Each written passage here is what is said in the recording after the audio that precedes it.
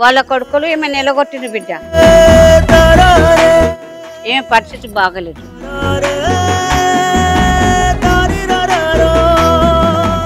అమ్మా నాన్న అనాథాశ్రమంలో ఆశ్రయం పొందుతున్న మరో అభాగ్యురాలు నేడు సంతోషంగా సొంత గూటికి చేరింది.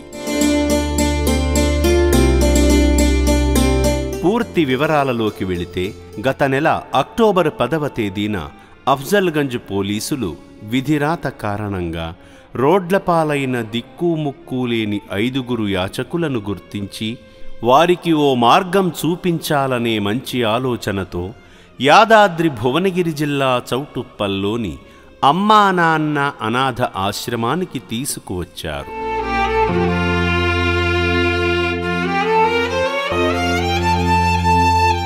ఆ 5 ఉన్న ఈ అభాగ్యురాలే మరియం భాను.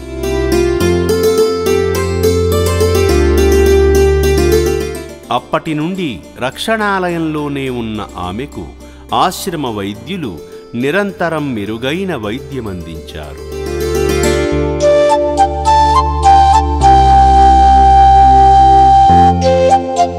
ఆశ్రమ ప్రశాంత వాతావరణం, శ్రీ పుణ్యలింగేశ్వర స్వామివారి అనుగ్రహం వల్ల 40 రోజుల తరువాత ఆమె మానసిక స్థితి మెరుగుపడి ఆశ్రమ సిబ్బందికి తన వివరాలు చెప్పడంతో మరియం భానును సొంతవారికి అప్పగించేందుకు ఆశ్రమ సిబ్బంది ఆమెను తీసుకుని నవంబర్ 19వ తేదీన బయలుదేరారు.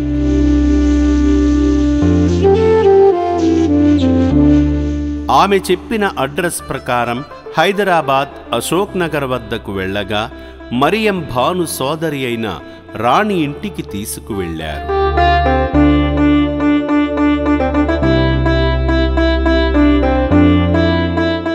ఆశ్రమ సిబ్బంది మరియం భానును తీసుకురావడానికి గల కారణాన్ని, ప్రస్తుతం ఆమె మెరుగైన మానసిక పరిస్థితి గురించి వివరించారు.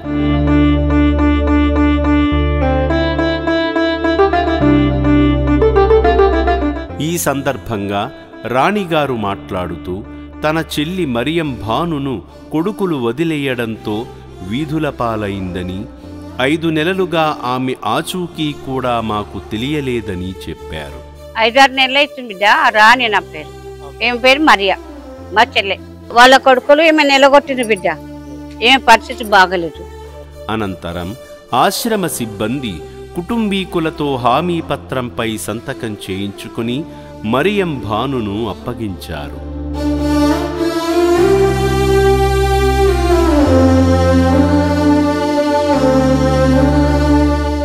మానసిక వైకల్యం కారణంగా రోడ్లపాలైన వారు కొందరైతే, మరో కొందరు అందరూ ఉండి కూడా కుటుంబ ఆదరణకు నోచుకోక ఒంటరివారై ఇలా యాచకులుగా మారుతున్నారు.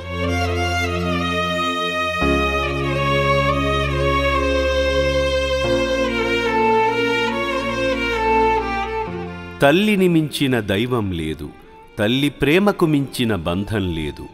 ఇలాంటి పవిత్రమైన బంధాలను, తల్లి విలువను మరచిపోయి తమ జన్మకు కారణమైన తల్లినే రోడ్లపాలు చేసిన ఆ కొడుకుల విచక్షణకే ఈ ప్రశ్నను వదిలేస్తున్నాము.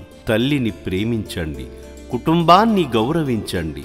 ఇలాంటి అభాగ్యులకు ఆశ్రయం కల్పిస్తూ దివ్యమైన సేవ చేస్తున్న శ్రీ పుణ్యలింగేశ్వర స్వామి క్షేత్రం ఆధ్వర్యంలోని అమ్మా నాన్న అనాథ ఆశ్రమానికి మీ వంతు సాయం చేసి అభాగ్యులకు అండగా నిలబడండి.